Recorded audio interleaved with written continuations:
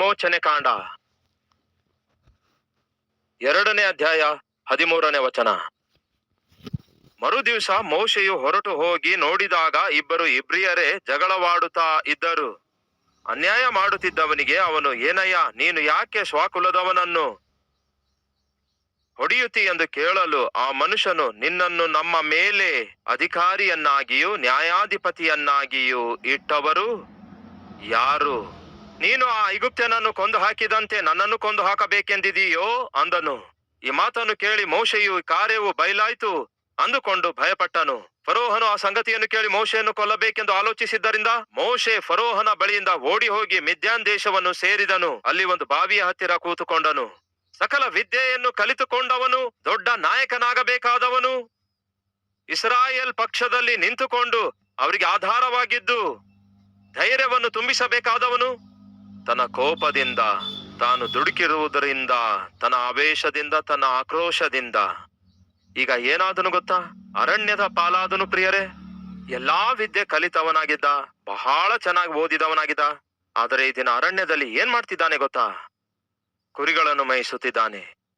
ಎಂಥವರು ಸಾಧಾರಣವಾಗಿ ಕುರಿ ಮೇಯಿಸುತ್ತಾರೆ ಗೊತ್ತಾ? ಕೆಲಸಗಾರರು, ಕೂಲಿ ಆಳುಗಳು. ಇಲ್ಲಿ ಯಾರು ಕುರಿ ಮೇಯಿಸುತ್ತಿದ್ದಾರೆ ಗೊತ್ತಾ ನಿಮಗೆ? Highly educated. ಹೀಗೆ ಊಹಿಸಿಕೊಳ್ಳಿರಿ, ಯೂನಿವರ್ಸಿಟಿಯಲ್ಲಿಯೇ ಗೋಲ್ಡ್ ಮೆಡಲಿಸ್ಟ್, PhD ಮಾಡಿದ್ದಾನೆ, ಉನ್ನತ ವಿದ್ಯಾಭ್ಯಾಸ ಮಾಡಿದ್ದಾನೆ. ಆದರೆ ಈಗ ಹೋಗಿ ಕುರಿ ಮೇಯಿಸುತ್ತಿದ್ದಾನೆ.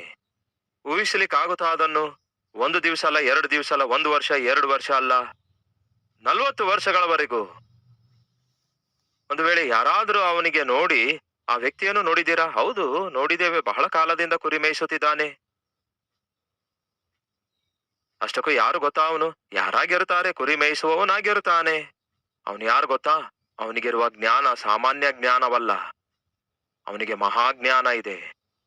ಐಗುಪ್ತ ದೇಶದ ಸಕಲ ವಿದ್ಯೆ ಕಲಿತವನಾಗಿದ್ದಾನೆ. ದೇಶವನ್ನು ಪರಿಪಾಲಿಸುವುದಕ್ಕಾಗಿ ಬೇಕಾದ ಜ್ಞಾನವನ್ನೆಲ್ಲ ಸಂಪಾದಿಸಿದವನಾಗಿದ್ದಾನೆ. ಅನ್ನುತ್ತಿದ್ದೀರಾ? ಅಲ್ಲಿಗೆ ಬರ್ತಿದ್ದೇನೆ. 40 ವರ್ಷಗಳವರೆಗೂ, 40 ಲಾಂಗ್ ಇಯರ್ಸ್, ತನ್ನ ಜೀವಿತದಲ್ಲಿ ತಾನು ಆಶಿಸಿದ ಯಾವುದು ನೋಡ್ಲಿಕ್ಕಾಗ್ಲಿಲ್ಲ. ಅವನ ಜೀವಿತದಲ್ಲಿ ಅವನು ಅಂದ್ಕೊಂಡದ್ದೇನು ನಡೆಯಲಿಲ್ಲ. ಅವನು ಓದಿದ್ದು ಒಂದಾಗಿದ್ರೆ ಅವನು ಮಾಡ್ತಿರೋದು ಇನ್ನೊಂದು, ಅವನು ಅಂದ್ಕೊಂಡಿದ್ದು ಒಂದು, ಅವನ ಜೀವಿತದಲ್ಲಿ ನಡೆಯುತ್ತಿರೋದು ಮತ್ತೊಂದು. ಅವನ ಕನಸುಗಳೆಲ್ಲ ಕನಸಾಗಿಯೇ ಉಳ್ಕೊಂಡವು. ಎಲ್ಲಿತ್ತೋ ಅವನ ಸ್ಥಿತಿ ಅಲ್ಲಿಯೇ ಉಳ್ಕೊಂಡಿತ್ತು. 10 ವರ್ಷಗಳ ಹಿಂದೆ ಕುರಿ ಮೇಯಿಸುತ್ತಿದ್ದ, 20 ವರ್ಷಗಳ ಹಿಂದೆ ಕುರಿಗಳನ್ನೇ ಮೇಯಿಸಿದ, 30 ವರ್ಷಗಳ ಹಿಂದೆ ಕುರಿಗಳನ್ನೇ ಮೇಯಿಸಿದ.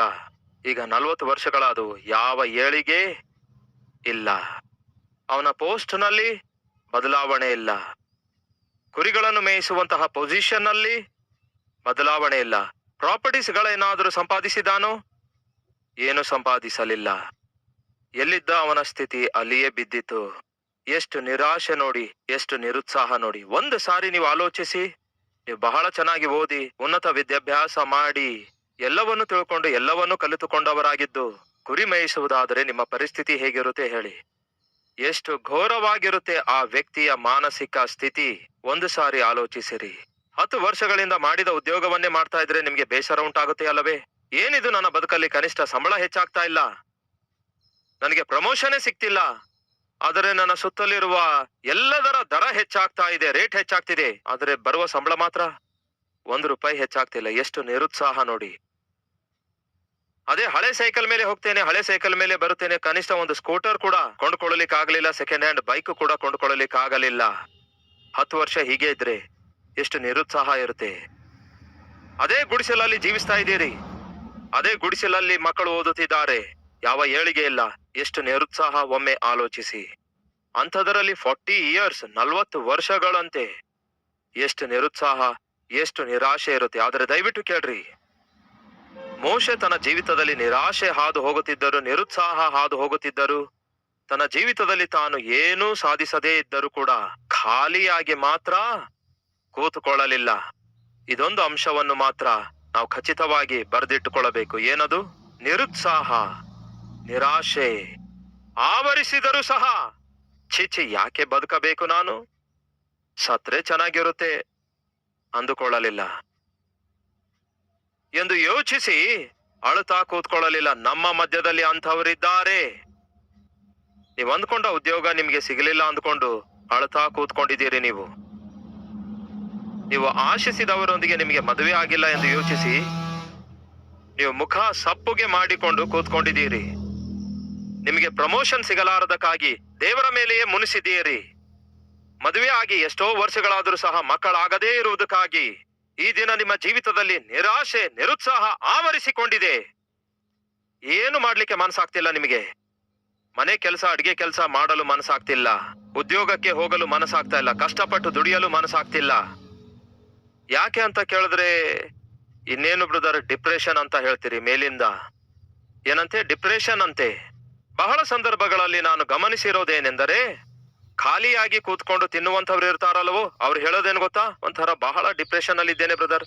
ಮತ್ತೆ ಖಾಲಿಯಾಗಿ ಕೂತ್ಕೊಂಡು ತಿನ್ನುತ್ತಾ ಇದ್ರೆ ಡಿಪ್ರೆಷನ್ ಬಿಟ್ರೆ ಏನ್ ಬರುತ್ತೆ? ಇದ್ದೀರಾ ನಮ್ಮ ಮಧ್ಯ ಅಂಥವರು?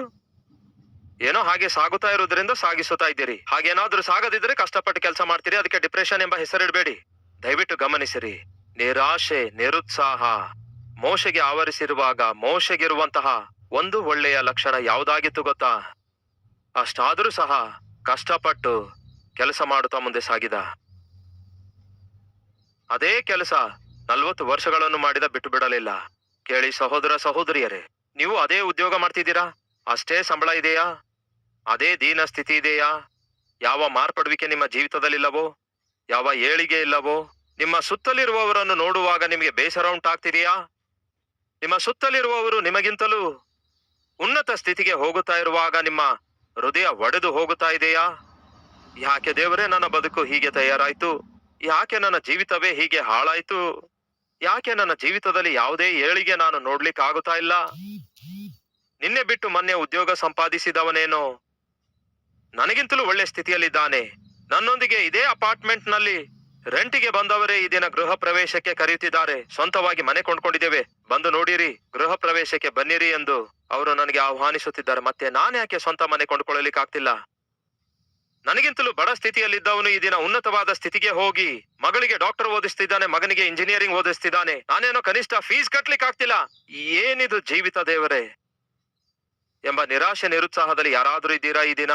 ನಾನ್ ಮಾಡಬೇಕಾದದೆಲ್ಲ ಮಾಡ್ತಿದ್ದೇನಲ್ಲವೇ, ಆದಾಗ್ಯೂ ನನ್ನ ಜೀವಿತದಲ್ಲಿ ಯಾವ ಏಳಿಗೆ ಇಲ್ವಲ್ಲ ಎಂದು ಅಂದುಕೊಳ್ತಾ ಇದ್ದೀರಾ? ಮೋಶೆ ಆ ದಿನಗಳಲ್ಲಿ ನಾನು ಮಾಡಬೇಕಾದದೆಲ್ಲ ಮಾಡ್ತಿದ್ದೇನೆ, ಆದರೆ ನನ್ನ ಜೀವಿತದಲ್ಲಿ ಯಾವ ಏಳಿಗೆ ಇಲ್ಲ. ಇನ್ನೇನು ನನ್ನ ಜೀವಿತ ಇಷ್ಟೇ. ಆ ದಿನ ಅನವಶ್ಯಕವಾಗಿ ಕೋಪ ಪ್ರದರ್ಶಿಸಿದೆ, ಆವೇಶವನ್ನು ಪ್ರದರ್ಶಿಸಿ ಏನೋ ಸಾಧಿಸಬೇಕಂದ್ಕೊಂಡೆ. ಇಸ್ರಾಯೇಲರ ಪಕ್ಷದಲ್ಲಿ ನಿಂತು ಅವರೆಲ್ಲರನ್ನು ಬಿಡಿಸಬೇಕಂದ್ಕೊಂಡೆ. ಆದರೆ ನನ್ನ ಕೋಪದಿಂದಲೇ ಮಾಡಕೂಡದ ಕೆಲಸ ಮಾಡಿ ಒಬ್ಬನಿಗೆ ಕೊಲೆ ಮಾಡಿದೆ. ಫರೋಹನಿಗೆ ಭಯಪಟ್ಟು ಓಡಿ ಬಂದಿದ್ದೇನೆ. ಇನ್ನು ನನ್ನ ಬದುಕಿನಲ್ಲಿ ಒಳ್ಳೆ ದಿನಗಳನ್ನು ನೋಡುವಂತಹ ಅವಕಾಶ ಇನ್ನು ನನಗಿಲ್ಲ. ನನ್ನ ಹಣೆ ಬರಹ ಇಷ್ಟೇ, ಇನ್ನು ನನ್ನ ಬದುಕಿಷ್ಟೇ. ಅಷ್ಟಕ್ಕೂ ನನಗೆ ಹೆಂಡತಿ ಇದ್ದಾಳಲ್ಲವೇ, ಮಕ್ಕಳಿದ್ದಾರಲ್ಲವೇ, ಅವರನ್ನು ಪೋಷಿಸಿಕೊಳ್ಳಬೇಕಲ್ಲವೇ, ಪೋಷಿಸುವ ಜವಾಬ್ದಾರಿಕೆ ನನ್ನ ಮೇಲಿದೆಯಲ್ಲವೇ. ಹಾಗಾಗಿ ಕಷ್ಟಪಡ್ತೇನೆ. ಸೊ ಒಬ್ಬ ಗಂಡನಾಗಿ, ತಂದೆಯಾಗಿ ನಿರಾಶೆ, ನಿರುತ್ಸಾಹದ ಮಧ್ಯದಲ್ಲೂ ತಾನು ಮಾಡಬೇಕಾದ ಕೆಲಸವನ್ನು ಮಾಡುವುದನ್ನು ಬಿಡಲಿಲ್ಲ ಪ್ರಿಯರೇ, ಕಷ್ಟಪಟ್ಟ. ದಯವಿಟ್ಟು ಗಮನಿಸಿರಿ. ದೇವರು ಸೋಮಾರಿಗಳನ್ನು ಆಶೀರ್ವದಿಸುವಂತದ್ದು ಪ್ರಪಂಚದಲ್ಲಿ ಎಲ್ಲೇ ಆಗಲಿ, ಯಾವತ್ತೇ ಆಗಲಿ, ಯಾರೊಬ್ಬರ ಜೀವಿತದಲ್ಲೂ ಕೂಡ ಇಲ್ಲಿಯವರೆಗೂ ಕಂಡಿಲ್ಲ.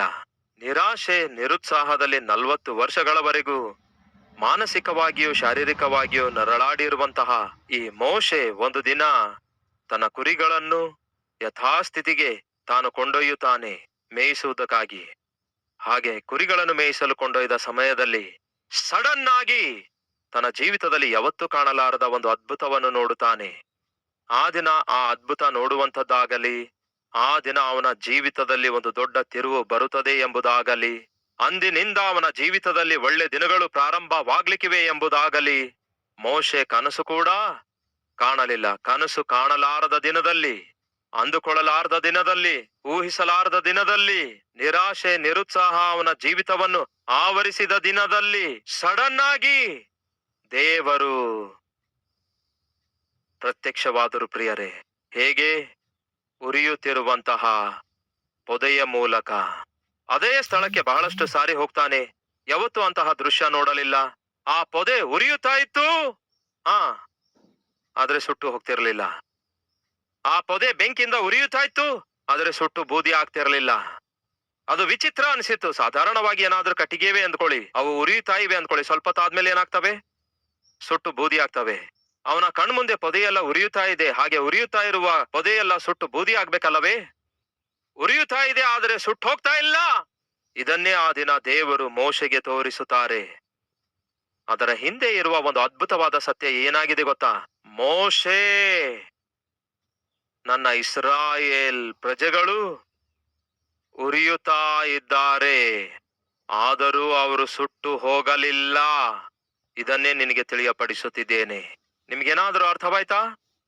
ಇಸ್ರಾಯೇಲ್ ಪ್ರಜೆಗಳು ಫರೋಹನ ಬಿಟ್ಟಿ ಕೆಲಸದ ನಿಮಿತ್ತ ಅವರು ಉರಿಯುತ್ತಾ ಇದ್ದಾರೆ, ಆದರೆ ಅವರು ಸುಟ್ಟು ಹೋಗಿ ಬೂದಿ ಆಗುತ್ತಾ ಇಲ್ಲ.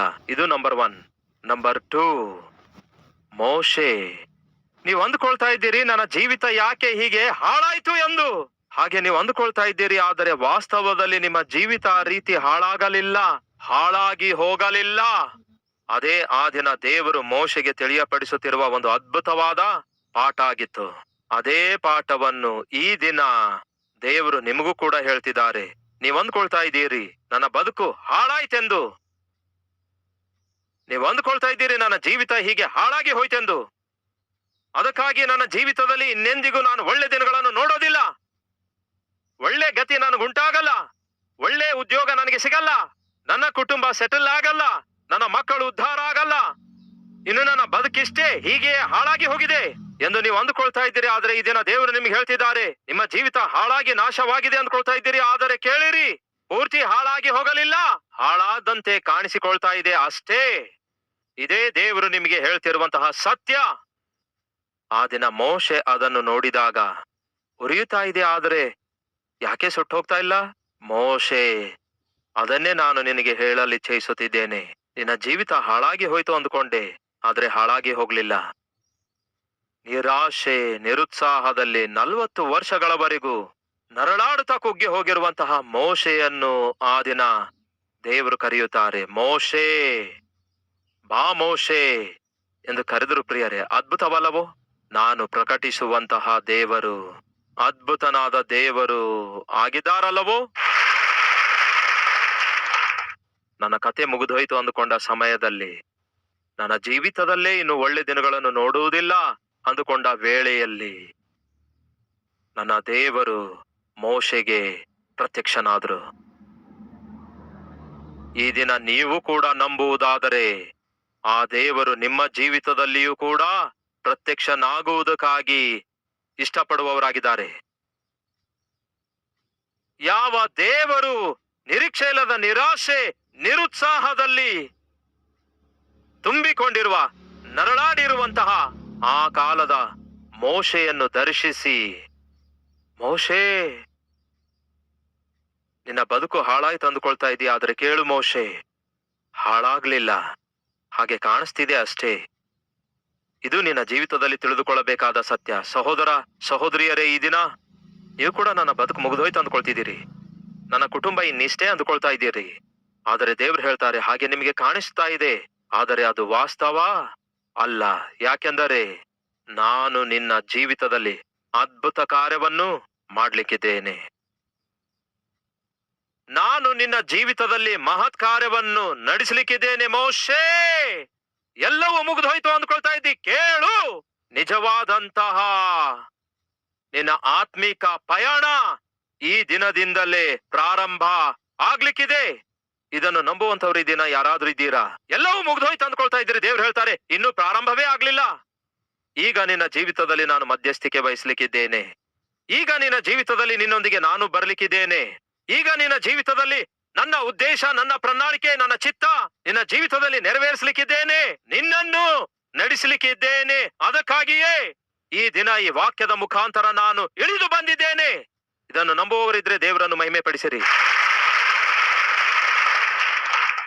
ಇದನ್ನು ನಂಬುವಂತವ್ರು ಇರುವುದಾದ್ರೆ ನೀವಿದ್ದ ಸ್ಥಳದಲ್ಲಿಯೇ ದೇವರಿಗೆ ಹೇಳಿರಿ, ಕರ್ತನಿಗೆ ಹೀಗೆ ಹೇಳುವಿರಾ, ಕರ್ತನೇ, ಈ ದಿನ ನನ್ನ ಜೀವಿತವನ್ನು ದರ್ಶಿಸಿರಿ, ಈ ದಿನವೇ ನನ್ನ ಜೀವಿತವನ್ನು ಆಶೀರ್ವದಿಸಿರಿ. ಬಹಳ ವರ್ಷಗಳಿಂದ ಸಫರ್ ಆಗ್ತಾ ಇದ್ದೇನೆ ದೇವರೇ, ಬಹಳ ವರ್ಷಗಳಿಂದ ನರಳಾಡ್ತಿದ್ದೇನೆ ದೇವರೇ.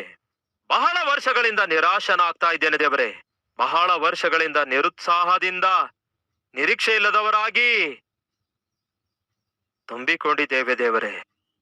ಒಳ್ಳೆ ದಿನಗಳು ಬರುತ್ತವೆ ಎಂಬ ನಂಬಿಕೆಯೇ ಕಣ್ಮರೆಯಾಗ್ಬಿಟ್ಟಿದೆ ದೇವರೇ.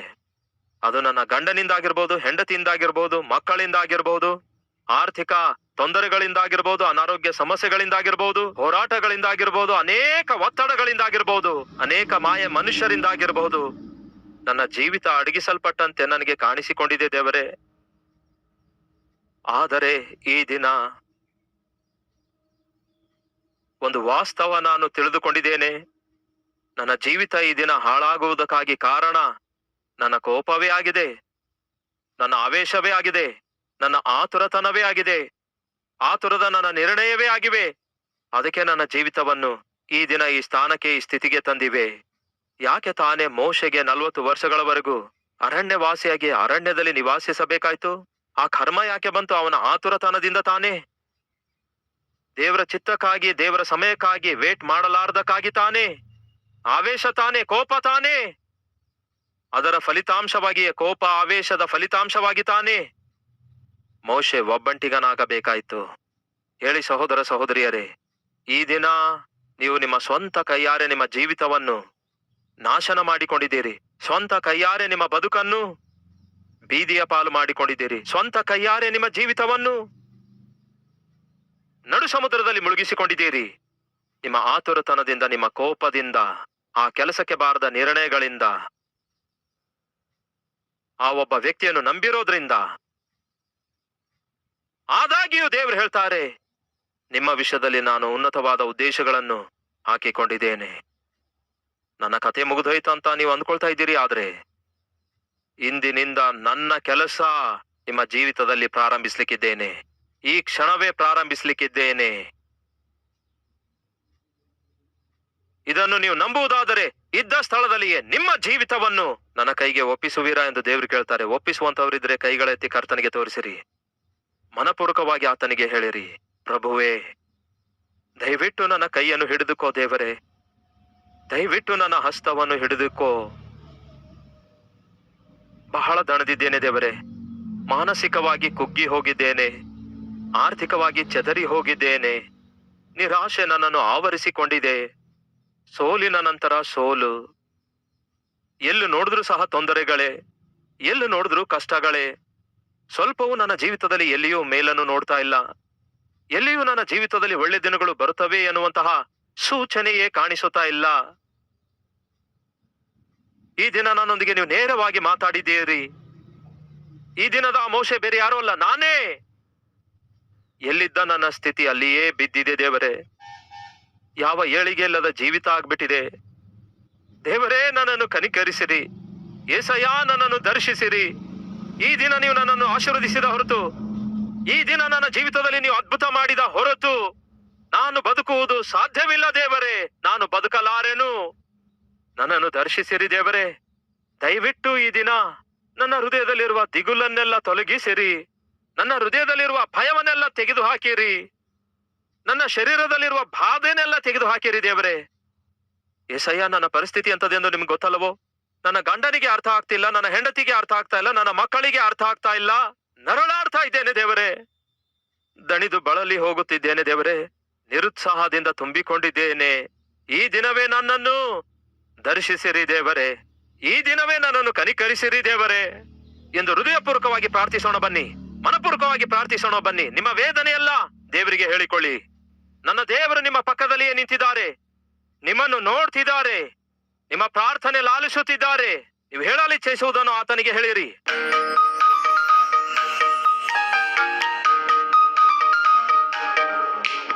ಮಹಾಪರಿಶುದ್ಧನಾದ ನಮ್ಮ ಪ್ರಿಯ ಪರಲೋಕದ ತಂದೆಯೇ,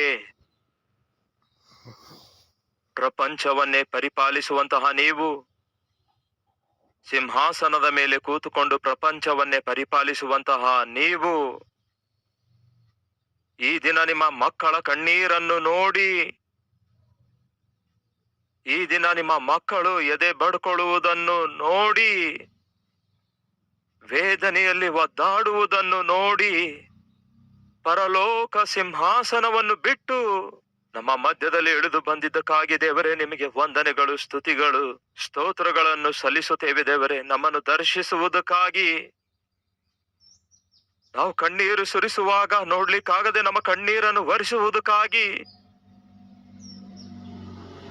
ಶಾಪದಿಂದಲೂ ರೋಗಗಳಿಂದಲೂ ಪ್ರತಿ ವಿಧವಾದ ಬಲಹೀನತೆಗಳಿಂದಲೂ ಆರ್ಥಿಕ ತೊಂದರೆಗಳಿಂದಲೂ ಆಸೆ ನಿರಾಶೆಗಳಿಂದಲೂ ತುಂಬಿಕೊಂಡಿರುವ ನಿಮ್ಮ ಮಕ್ಕಳನ್ನು ನೋಡಿ ಈ ದಿನ ಅವರ ಜೀವಿತದಲ್ಲಿ ಅದ್ಭುತ ಕಾರ್ಯ ಮಾಡುವುದಕ್ಕಾಗಿ, ಮಹತ್ ಕಾರ್ಯವನ್ನು ಮಾಡುವುದಕ್ಕಾಗಿ ನಮ್ಮ ಮಧ್ಯದಲ್ಲಿ ಇಳಿದು ಬಂದಿದ್ದಕ್ಕಾಗಿ ನಿಮಗೆ ವಂದನೆಗಳು, ಸ್ತೋತ್ರಗಳು ದೇವರೇ. ಯಾರೊಬ್ಬರನ್ನು ಬಿಟ್ಟು ಬಿಡಬೇಡಿರಿ ದೇವರೇ, ಯಾರೊಬ್ಬರ ಕೈಯನ್ನು ಬಿಡಬೇಡಿರಿ ದೇವರೇ. ನಿನ್ನ ಸೇವಕನಾಗಿ ಪ್ರಾರ್ಥಿಸುತ್ತಿದ್ದೇನೆ, ನಿನ್ನ ಸೇವಕನಾಗಿ ಕಣ್ಣೀರಿಡುತ್ತೇನೆ. ಪ್ರತಿಯೊಬ್ಬರನ್ನು ದರ್ಶಿಸು ದೇವರೇ, ಪ್ರತಿಯೊಬ್ಬರನ್ನು ಆಶೀರ್ವದಿಸು ದೇವರೇ. ನಮ್ಮ ಪರಿಸ್ಥಿತಿಗಳೇನು ಸರಿಯಾಗಿಲ್ಲ ದೇವರೇ. ಒಂದು ಕಡೆ ನಿರುದ್ಯೋಗದ ಸಮಸ್ಯೆ, ಇನ್ನೊಂದು ಕಡೆ ವಿವಾಹ ಆಗ್ಲಿಲ್ಲ ಎಂಬ ನಿರಾಶೆ, ಮತ್ತೊಂದು ಕಡೆ ಮಕ್ಕಳಾಗ್ಲಿಲ್ಲ ಎನ್ನುವಂತಹ ಚಿಂತೆ, ಇನ್ನೊಂದು ಕಡೆ ಮಕ್ಕಳು ಸ್ಥಿರಗೊಂಡಿಲ್ಲ ಎನ್ನುವಂತಹ ವೇದನೆ, ಮತ್ತೊಂದು ಕಡೆ ಗಂಡ ಕೊಡುವ ಕಾಟ, ಇನ್ನೊಂದು ಕಡೆ ಹೆಂಡತಿಯ ನರಕ ಯಾತನೆ ಕಾಟ. ಇವೆಲ್ಲರ ನಡುವೆ ಶರೀರದಲ್ಲಿ ಬಲಹೀನತೆ ಉಂಟಾಗಿವೆ. ಹೀಗೆ ಒಂದಲ್ಲ ದೇವರೇ, ಈ ದಿನ ನಿಮ್ಮ ಮಕ್ಕಳು ಏನೆಲ್ಲ ಸಮಸ್ಯೆಗಳಲ್ಲಿದ್ದಾರೋ, ಏನೆಲ್ಲ ಭಾರಗಳಲ್ಲಿದ್ದಾರೋ, ಯಾರು ದೇವರೇ ಇವರನ್ನು ಉದ್ಧಾರ ಮಾಡೋದು? ಯಾರು ದೇವರೇ ಇವರ ಕಣ್ಣೀರನ್ನು ಒರೆಸೋದು? ಯಾರು ದೇವರೇ ಇವರಿಗಿರುವ ಕಷ್ಟವನ್ನು ತೀರಿಸೋದು? ಯಾರು ದೇವರೇ ಇವರ ಶರೀರವನ್ನು ಸ್ವಸ್ಥಪಡಿಸೋದು? ಯಾರು ದೇವರೇ ಇವರ ಮೇಲಿರುವ ಶಾಪವನ್ನು ತೊಲಗಿಸೋದು? ಯಾರು ದೇವರೇ ಇವರನ್ನು ಆಶೀರ್ವದಿಸೋದು? ಪ್ರಾಣದಂತೆ ಪ್ರೀತಿಸುವ ನಿಮ್ಮ ಹೊರತು ಮತ್ಯಾರು ಇವರಿಗೆ ದಿಕ್ಕು? ಯಾರು ಇವರಿಗೆ ಆಧಾರ? ಯಾರು ಇವರಿಗೆ ಆಶ್ರಯ? ಈ ದಿನ ನಮ್ಮೆಲ್ಲರ ಜೀವಿತದಲ್ಲಿ ಅದ್ಭುತ ಕಾರ್ಯ ಮಾಡ್ತೀರೆಂದು, ಈ ದಿನ ಪ್ರತಿಯೊಬ್ಬರ ಜೀವಿತದಲ್ಲಿ ಮಹತ್ ಕಾರ್ಯಗಳನ್ನು ಪ್ರಾರಂಭಿಸುತ್ತೀರಿ ಎಂದು ನಂಬುತ್ತೇವೆ ದೇವರೇ, ವಿಶ್ವಾಸ ಬಿಡುತ್ತೇವೆ ದೇವರೇ. ನಮ್ಮ ಜೀವಿತದಲ್ಲಿ ನಮಗಿರುವಂತಹ ಪ್ರತಿ ಅವಶ್ಯಕತೆಯನ್ನು ನೀವು ತೀರಿಸುತ್ತಿರುವುದಕ್ಕಾಗಿ ನಿಮಗೆ ವಂದನೆಗಳು, ಸ್ತುತಿಗಳು, ಸ್ತೋತ್ರಗಳು ಸಲ್ಲಿಸುತ್ತಾ, ಯೇಸುವಿನ ನಾಮದಲ್ಲಿ ಬೇಡಿಕೊಂಡ ಪ್ರತಿ ಅವಶ್ಯಕತೆಗಳನ್ನು ತೀರಿಸಲ್ಪಟ್ಟಿವೆ ಎಂದು ನಂಬುವವರಾಗಿರುತ್ತಾ ಸ್ತುತಿಸುತ್ತಾ ಈ ಪ್ರಾರ್ಥನೆ ಬೇಡಿ ಹೊಂದಿದ್ದೇವೆ ತಂದೆಯೇ, ಆಮೇನ್.